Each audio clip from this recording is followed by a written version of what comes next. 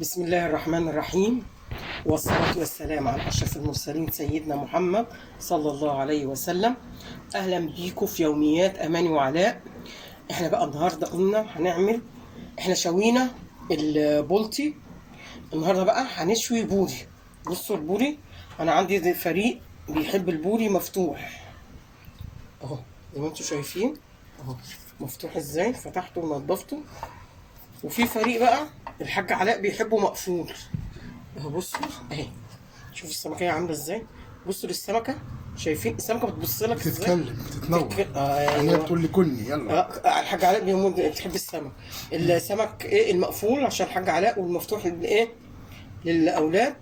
والتتبيله دلوقتي بقى هي خلطة طماطم وهي ايوه حاج علاء سمعنا صوتك بقى. اعملي طماطم والفلفل دوت والثوم والثوم دي الخلطه اللي نحشي بيهم السمك الايه. هنحشي ايه علاء؟ حاج علاء مالك حاج علاء؟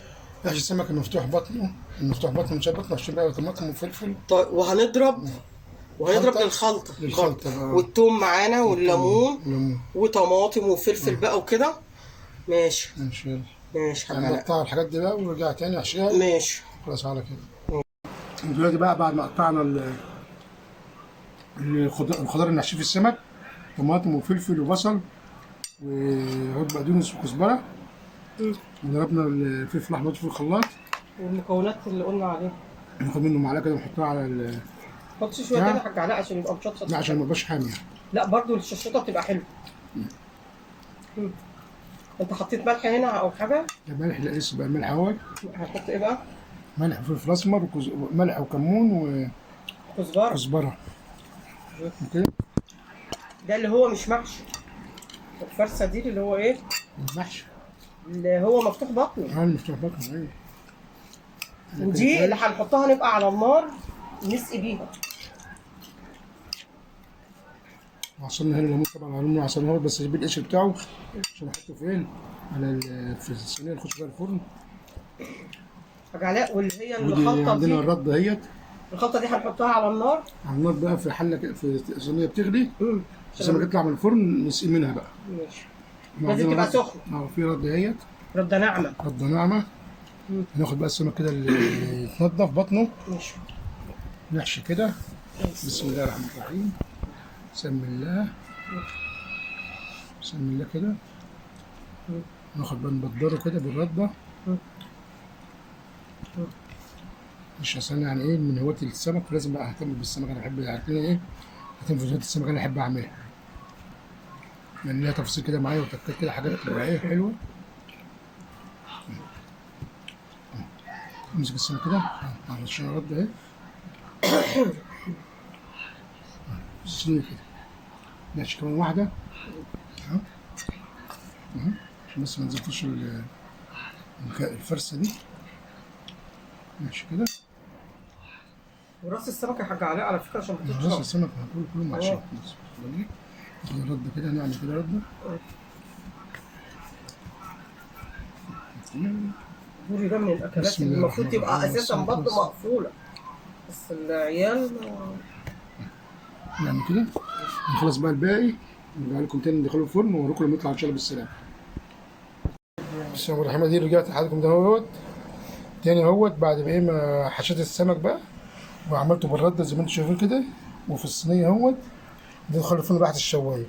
انا مولعين الشوايه. ياخد الوش الاولاني دوت وراح قلبه على الوش التاني ويتشوي، واوريكم لما يطلع بقى يترش بالدقه ازاي. اهو السمك زي ما انتم شايفين اهو طلع، شايفين شكله، شايفين اهي الدقه بتاعته اهي سخنه اهي. شوف بقى هنزل بيه اهو، شايفين ننزل بيها انتوا شايفين كده كده، انتوا شايفين اهو الدقه اهي، تغرقيه دقه.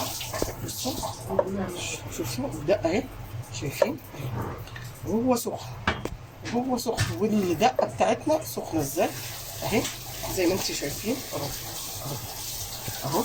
وهنسكه بقى ونغطيه لحد الايه الرز بقى يطلع وكده.